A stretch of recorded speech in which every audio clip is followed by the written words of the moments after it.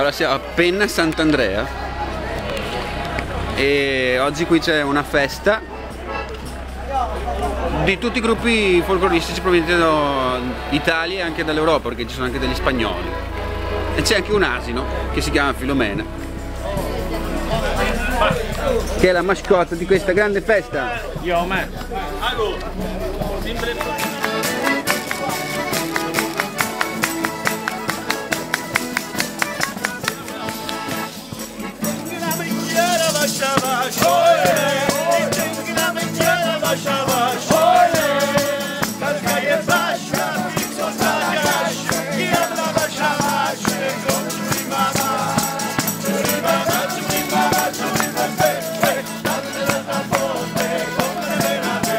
Adesso la festa andrà avanti fino alle 6, adesso sono più o meno le 2 di mattina e l'energia è ancora molto alta.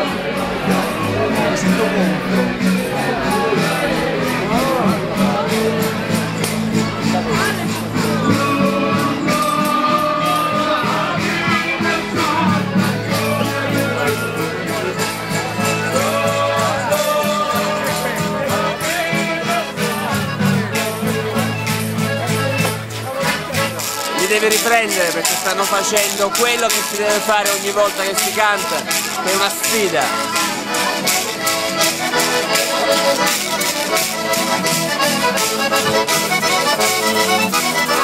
Alla voce di cazzo cavallo, una famiglia ma trovarli, le forze scorticate e natte dei manchelo fa, a figlie vanno menate che te la pensi di sfila, se te mamma in che lavoro che ci stanno parlando di fuori, se te mamma in che lavoro che ci stanno parlando di fuori.